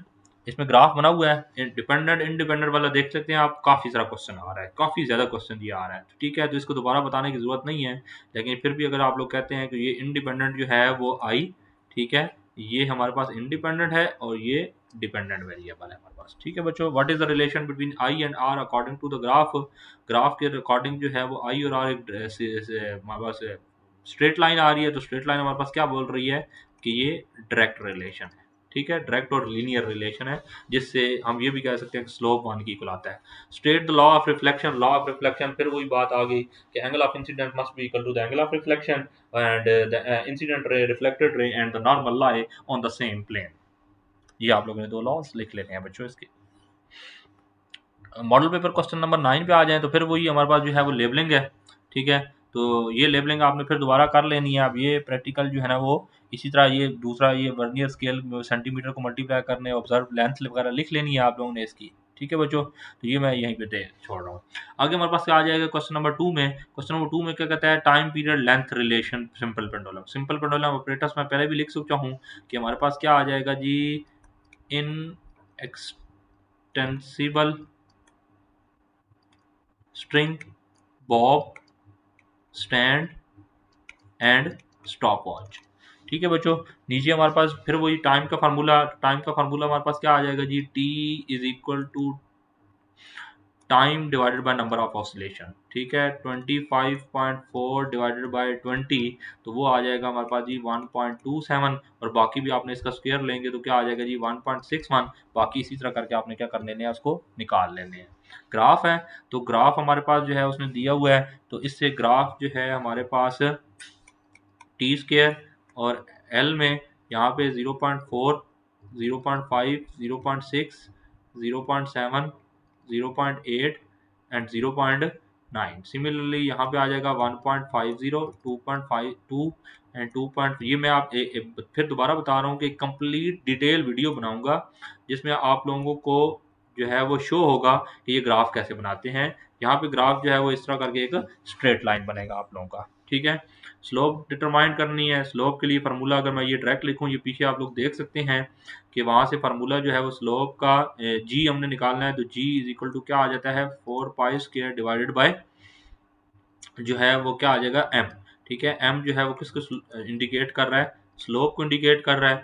ठीक है, तो ये आप वीडियो पीछे देख के इसकी डिटेल देख सकते हैं, वो पहले हमने वो इसको शो किया हुआ है। और ये अप्रॉक्सीमेटली आप लोगों की जो वैल्यू है वो स्लोप की या जी की वो कितनी आ जाएगी, 9.8 मीटर पर सेकंड स्क्वायर आ जाएगी बच्चों। ठीक है, नेक्स्ट है हमारे पास the study of potential difference and length of the wire. Uniform wire के जरिए हम लोगों ने पोटेंशियल डिफरेंस और वायर को जो है वो की स्टडी करनी है। अच्छा, from the figure identify the operators use to adjust the current and measure the potential difference. हम करंट को किससे एडजस्ट कर रहे हैं जी, रियोस्टेट से। ठीक है, तो यहाँ पे आप लोगों ने लिखना है करंट एडजस्टमेंट किसकी मदद से हो रही है जी, रियोस्टेट की मदद से हो रही है। ठीक है, और पोटेंशियल डिफरेंस मेजरमेंट किसकी मदद से हो रही है, वोल्ट मीटर की मदद से हो रही है। ये 2 नंबर का आप लोगों का हो जाएगा। According to Ohm's law state how potential difference and depends upon length. ये फिर वो मैंने पहले भी एक दफा बता चुका हूँ, लेकिन यहाँ पे आप लोगों को फिर क्लियर कर देता हूँ कि करंट और आई पे कैसे डिपेंड करता है। तो ओम्स लॉ के according V is equal to होता है आई आर, और आर जो है वो इक्वल होता है रो, रेजिस्टिविटी बोलते हैं, length over area. Rho L over A equal होता है, इसमें पुट करेंगे तो क्या आ जाएगा जी, आई रो एल बाय ए। अब यहाँ पे लेंथ को जो है वो x से डिनोट किया हुआ है, तो इसको हम फार्मूले को क्या लिख सकते हैं, रो एक्स बाय ए। ठीक है, तो यहाँ पे ये फार्मूला क्या बन जाएगा, आई रो एक्स बाय ए। अब यहाँ पे आप लोग देख सकते हैं कि v और x एक दूसरे के जो है वो क्या है, डायरेक्टली प्रोपोर्शनल है। v और x एक दूसरे के डायरेक्टली, लेंथ के बढ़ाने से पोटेंशियल भी हमें ज्यादा देना पड़ेगा। नेक्स्ट हमारे पास जो है वो ग्राफ बना हुआ है, experiment refraction through a glass slab. ठीक है बच्चों, रिफ्रैक्टिव इंडेक्स उसने यहाँ पे जो है वो दिया हुआ है 1.453। ठीक है, sine I by sine R को डिवाइड करके वो आप लोग स्लोप के जरिए निकाल सकते हैं। ठीक है, आइडेंटिफाई करना है डिपेंडेंट इंडिपेंडेंट वेरिएबल, तो यहाँ पे आज हमारे पास जो आ जाएगा जी, साइन आर जो है वो इंडिपेंडेंट वेरिएबल है, और जो साइन आई जो है वो हमारे पास डिपेंडेंट वेरिएबल है। Determine the slope of the graph, state what represent. Slope हमारे पास जो है वो रिफ्रैक्टिव इंडेक्स को शो कर रही है। ठीक है, और वो निकाली कैसे आप लोगों ने, वो निकाली है जी y2 minus y1 divided by x2 minus x1 के जरिए। 2 पॉइंट्स, कोई भी कहीं भी 2 पॉइंट्स आप लोग कंसिडर करके उसको निकाल सकते हैं। ठीक है बच्चे, नेम द लॉ, लॉ को वेरीफाई करना है, और लॉ हम इसमें कौन सा यूज करते हैं जी, स्नेल्स लॉ। ठीक है बच्चों, अच्छा नेक्स्ट हमारे पास जो है वो लास्ट मॉडल पेपर है, जो कि फिर जो है आप लोगों के पास ये स्क्रू गेज है, इसको मैं जो है ना वो फिर आपने लेबलिंग करनी है। यहाँ पे लेबलिंग आप लोग कर लीजिएगा। ये डायमीटर आपने फाइंड करना है, सिंपल, वो मैं पहले बता चुका हूँ। ठीक है, जीरो एरर प्लस में है तो ये करेक्शन में माइनस हो जाएगा, ये बात आपने याद रखनी है। और आगे ओम्स लॉ है, ओम्स लॉ से ये फिर वही आ जाता है, device use to control current. Current को कंट्रोल करने के लिए हम कौन सी डिवाइस यूज जो है वो इसमें कर रहे हैं, एक यहाँ पे हम लोग लिख सकते हैं रियोस्टेट। ठीक है, और मेजर करने के लिए पोटेंशियल डिफरेंस हम लोग क्या यूज कर रहे हैं, वोल्ट मीटर यूज कर रहे हैं। ठीक है, using the V I graph calculate the resistance. फिर वही हुआ, मतलब वी आई ग्राफ को यूज करके जो है वो कैलकुलेट करना है। उसमें स्ट्रेट लाइन होगी, 2 पॉइंट्स लेने हैं आप लोगों ने स्लोप के जरिए, तो वो आप लोग निकाल सकते हैं इसमें। ठीक है, अच्छा, तो आगे है क्रिटिकल एंगल प्रिज्म के जरिए हम लोगों ने मालूम करना है। फिर वही चीज़ आ जाएगी, identify the approximate value of the critical angle. और वो अप्रॉक्सीमेट वैल्यू जो हम लोग कंसिडर करते हैं ग्राफ की मदद से, वो यहाँ पे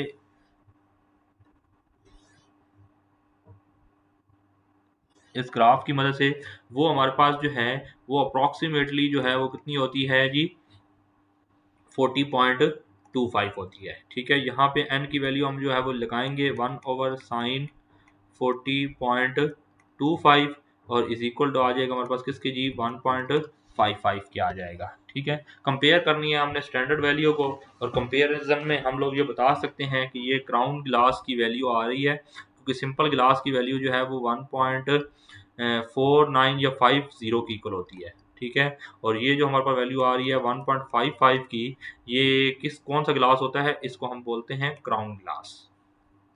ठीक है, जो हार्ड ग्लास होता है हमारे पास। नेक्स्ट हमारे पास जो है वो आप लोगों का क्या आ जाएगा कि मॉडल पेपर जो आप लोगों का आ जाएगा, जो इस साल हमारे पास 2026 में आंसर जो है उसका हम लोग इसको सॉल्व करते हैं। अब इसमें आप लोगों का जो है वो उसने क्या कहा हुआ, अटेम्प्ट करने हैं ऑल क्वेश्चंस को। अब ड्रॉ करना है label circuit diagram of two resistors in series with all circuit components. ठीक है, आपने जो है वो ऑल सर्किट कंपोनेंट्स को जो है वो ड्रॉ करना है। तो उसमें ड्रॉ में हमारे पास क्या आ जाएगा कि सबसे पहले आप लोग जो है वो यहाँ पे बैटरी बनाएंगे। बैटरी में आप लोग डबल बैटरी भी बना सकते हैं। डबल बैटरी में आप लोगों के पास ये पॉजिटिव हो जाएगा, ये नेगेटिव हो जाएगा। यहाँ से आप लोगों के पास सीरीज में है और दो रेजिस्टर्स हैं। ठीक है बच्चों, तो यहाँ पे एक रेजिस्टर आ गया, यहाँ पे ये दूसरा रेजिस्टर आ गया। एम मीटर से जो है वो यहाँ पे हम लोग जो है वो एम मीटर लगा देंगे। ठीक है, और यहाँ पे हमारे पास जो है वो आप लोग स्विच लगा देंगे और ये कनेक्ट हो जाएगा हमारे पास। ठीक है बच्चों, ठीक है, और ये वोल्ट मीटर जो लगाना है वो यहाँ पे लगाएंगे। एक चीज आप लोगों की यहाँ पे रह गई है, और वो कौन सी चीज है कि वेरिएबल रेजिस्टर आप लोग यहाँ पे लगा सकते हैं। यहाँ पे या यहाँ पे अगर हम लोग लगा दें, ये आपने ये इस तरह का साइन होता है वेरिएबल रजिस्टर का, पीछे आप लोग देखते आए हैं। ये वोल्ट मीटर हो गया, इसको हमारे पास R1 कह देते हैं, ये R2। अब ये बता बाद में आपको बता भी चुका हूँ कि लास्ट टाइम भी इसी तरह का फाइनल में आया था, और उसमें उन्होंने पैरेलल में कहा हुआ था कि पैरेलल में लगाएं। ठीक है, तो पैरेलल में हो तो R1 और R2 को आपने पैरेलल में लगा के बाकी सारी चीजें इसी तरह लगा देनी है। ठीक है बच्चों, फिर आगे हमारे पास दूसरा जो क्वेश्चन है, copy and complete the following table. अब टेबल को कंप्लीट करना है, all the measurements are taken. अब यहाँ पे देखें कि वोल्ट मीटर की रीडिंग है, तो वो वोल्ट मीटर की रीडिंग का यूनिट क्या होता है, वोल्ट होता है। रेजिस्टेंस का यूनिट क्या होता है, ओम होता है। तो आप उसका सिंबल बनाएं या उसका यूं लिख दें तो एक ही बात है, सिंबल बनाएं तो ज्यादा बेहतर है। ठीक है बच्चों, सिमिलरली इक्विवेलेंट रेजिस्टेंस है, इसका भी जो यूनिट होता है वो हमारे पास ओम आ जाएगा। वोल्टेज का जो यूनिट है हमारे पास जो है वो वी आ जाएगा यहाँ पे। करंट का जो यूनिट है वो हमारे पास एम्पियर आ जाएगा। फिर रेजिस्टेंस का जो ओम आ जाएगा, और आगे जो डिफरेंस है ये भी रेजिस्टेंस का डिफरेंस बताया हुआ है, तो ये भी ओम आ जाएगा बच्चों। ठीक है, इक्विवेलेंट रेजिस्टेंस निकालनी है, और all measurements are in series, all ऐसा यूनिट्स के हिसाब से हैं। अब यहाँ पे देखें कि वोल्ट मीटर है, कंप्लीट करना है, तो यहाँ पे उसने इतना जो है वो आप लोगों को इन्फॉर्मेशन नहीं दी कि यहाँ पे रजिस्टर जो है वो किस में लगे हुए हैं। सीरीज में, क्योंकि ऊपर उसने सीरीज की बात कर ली है, तो एक ही क्वेश्चन चल रहा है, तो ये सीरीज में आएगा 10 + 50, तो यहाँ पे कितना आ जाएगा 60। 100 + 60, तो ये कितना आ जाएगा 160, और 200 + 80, तो ये हमारे पास क्या आ जाएगा 280। वोल्टेज हम लोगों ने मैयर करनी है, तो वोल्टेज भी हमारे पास सीरीज में।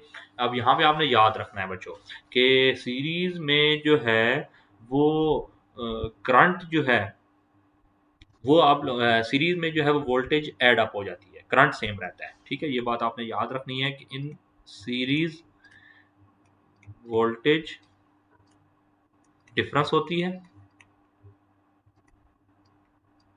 ठीक है, और जो करंट होता है वो हमारे पास क्या होता है,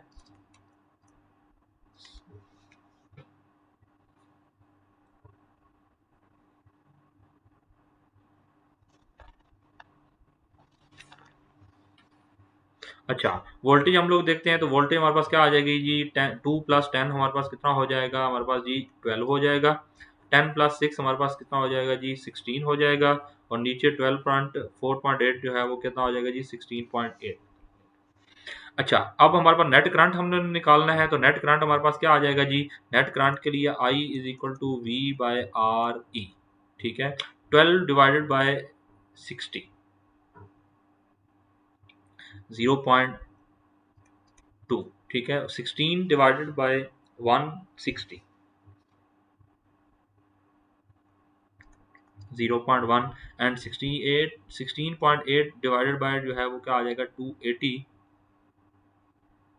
तो वो हमारे पास जो है वो 0.06। अच्छा बच्चों, यहाँ पे एक छोटी सी चीज देखना, शुरू में मैंने क्या कहा है आप लोगों को कि यहाँ पे उसने हमें नहीं बताया कि सीरीज में लगी हुई है या उसमें लगी हुई है, उसमें पैरेलल में। ठीक है बच्चों, तो अब यहाँ पे देखे ना, सीरीज में अगर ये होती ना तो करंट सेम आता। ये उसने रैंडम वैल्यूज दी हुई हैं, टोटल वोल्टेज पूछी है, तो टोटल वोल्टेज जो है ना, मतलब दोनों बैटरीज को इकट्ठी वोल्टेज जो है वो हमारे पास जो है 12 आ रही है। इस वजह से हम ये टोटल वोल्टेज ले रहे हैं। ठीक है, अच्छा, रेजिस्टेंस बाय ओहम्स लॉ के अकॉर्डिंग अगर हम निकालें, तो रेजिस्टेंस ओहम लॉ के अकॉर्डिंग हम निकालें, तो ओहम लॉ के अकॉर्डिंग फार्मूला क्या होता है, R is equal to V by I. तो आपने यहाँ पे वी बाई आई मतलब 12 डिवाइडेड बाय 0.2 करना है। 12 डिवाइडेड बाय 0.2 करेंगे तो वो हमारे पास कितना आ जाएगा जी, 60 आ जाएगा। ठीक है, और 16 डिवाइडेड बाय 0.6 करेंगे तो वो हमारे पास कितना आ जाएगा जी,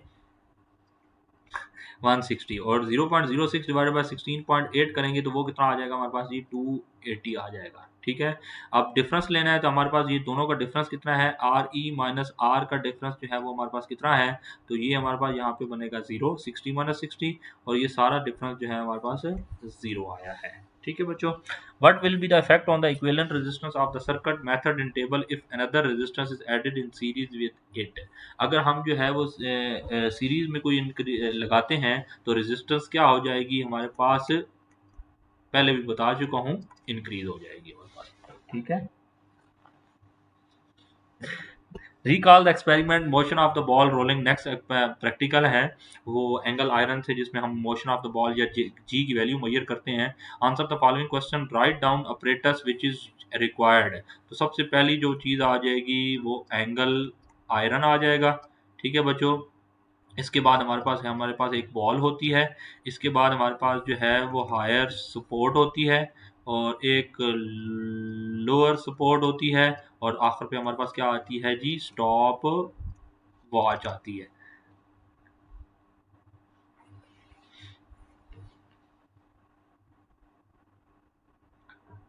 कॉपी, और फिर हमारे पास जो है वो copy and complete the table करना है हम लोगों ने। अच्छा, 200 हमारे पास जो हमें मीन टाइम निकालना है। मीन टाइम हमारे पास कैसे निकालेंगे बच्चों जी, T is equal to T1 plus T2 divide by 2। 4.4 plus 4.6 divide by 2 करेंगे तो हमारे पास जो है वो आंसर क्या आ जाएगा जी, 4.5। ठीक है, 4.1 डिवाइडेड बाई 4 करेंगे तो क्या आंसर आ जाएगा जी, 4.05। ठीक है बच्चों, और इसके बाद वेलोसिटी हमने निकालनी है, तो वेलोसिटी का फार्मूला क्या आ जाएगा जी, v is equal to D by T. D is equal to कितना है जी, 200 डिवाइडेड बाय 4.5। तो आंसर आप लोगों के पास क्या आ जाएगा जी, 44.44। और सिमिलरली 180 डिवाइडेड बाय 4.50 करेंगे तो इसका आंसर भी अप्रॉक्सीमेटली 4.44 सेंटीमीटर पर सेकंड ही आएगा। ये नीचे वाली रीडिंग जो है ना, आपने फिर खुद इसी तरह जो है वो कर लेनी है। Draw distance time graph. ठीक है, by using values of the about table. अब हमारे पास जो है आपने डिस्टेंस टाइम ग्राफ जो है वो ड्रॉ करना है।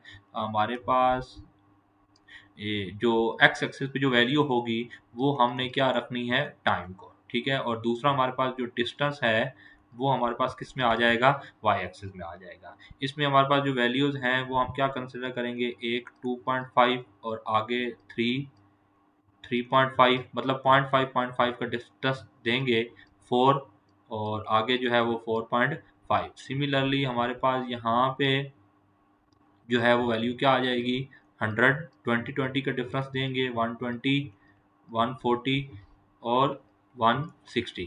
तो यहाँ से हमारे पास क्या आएगी जी, एक स्ट्रेट लाइन आ जाएगी इस तरह की। आप सारी वैल्यूज को मिलाएंगे तो स्ट्रेट लाइन आ जाएगी। बाकी हमारे पास है, what will be the effect on the speed of the roll bowling if the angle inclination is reduce. तो हमारे पास स्पीड भी क्या हो जाएगी,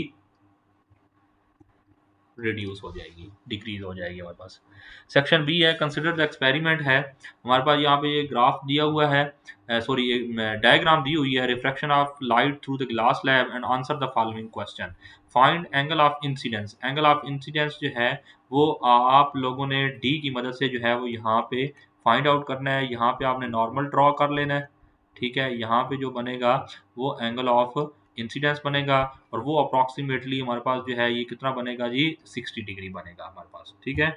और एंगल ऑफ रिफ्रैक्शन जो है वो आप लोगों ने ये यहाँ पे जो है वो मेजर करना है, ठीक है। सॉरी, ये यहाँ पे जो है वो मेजर करना है, एंगल ऑफ रिफ्रैक्शन आ जाएगा हमारे पास, ठीक है, नॉर्मल के साथ ही होगा। और ये हमारे पास कितना आ जाएगा जी, 20 डिग्री आ जाएगा। ये डी से मेजर करेंगे ना, मैंने मेजर किया है तो इसलिए आपको बता रहा हूँ सीधा डायरेक्ट ही। नेक्स्ट हमारे पास जो है वो कहता है जी calculate the refractive index. Refractive index calculate करना है तो n इज इक्वल टू क्या आ जाएगा जी, sine I divided by sine R, और साइन आई जो है वो हमारे पास कितना है, 60 है, और साइन आर जो है वो हमारे पास कितना है जी, 20, ठीक है। तो वैल्यू हमारे पास क्या आ जाएगी, 0.8660 डिवाइडेड बाय 0.3420, तो इससे हमारे पास वैल्यू कितनी आ जाएगी जी, 2.532, ये हमारे पास रिफ्रैक्टिव इंडेक्स आ जाएगा, ठीक है। आगे हमारे पास एक ग्राफ दिया हुआ है हेलिकल स्प्रिंग से रिलेटेड, और इस हेलिकल स्प्रिंग में हमारे पास जो क्वेश्चन हैं वो क्या बन रहे हैं, name the dependent variable and independent. Independent variable है ये फोर्स, और डिपेंडेंट वेरिएबल है आप लोगों के पास एक्सटेंशन ग्राफ है जो है, ठीक है। एक मार्क्स का इतने ही आपने नाम लिखने हैं।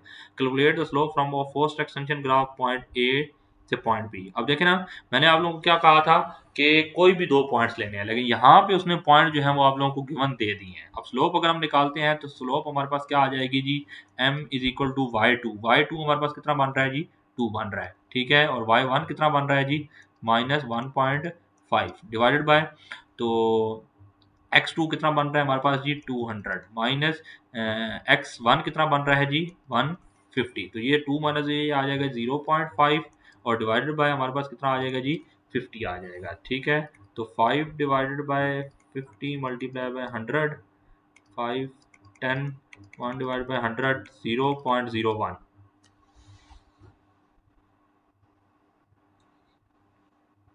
0.01, ठीक है बच्चों। ये आप लोगों का आंसर आ गया है, ठीक है। ये मैंने अपनी वो थोड़ी सी कैलकुलेशन अपने हिसाब से करता हूँ, वो आप कैलकुलेटर से भी कर सकते हैं, ठीक है, कोई मसला नहीं है। विच quantity is represented by the slope of the extension graph. Extension graph से स्लोप से हमारे पास क्या मिल रहा है हमें जी, स्प्रिंग कांस्टेंट। स्लोप हमें किस चीज के बारे में बताती है, स्प्रिंग कांस्टेंट के के बारे में, जो कि इक्वल होता है एफ बाय एक्स के।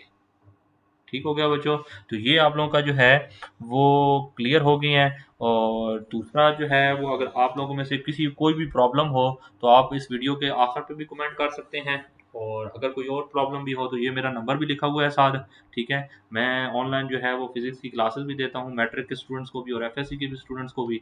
तो आप मुझे इस नंबर पे भी रब्ता कर सकते हैं, और इस वीडियो के आखिर पे भी रब्ता कर सकते हैं। अगर आपको ये वीडियो अच्छी लगी है तो काइंडली इसको लाइक कीजिएगा, सब्सक्राइब कीजिएगा, और अपने दोस्तों के साथ शेयर कीजिएगा। Thank you so much.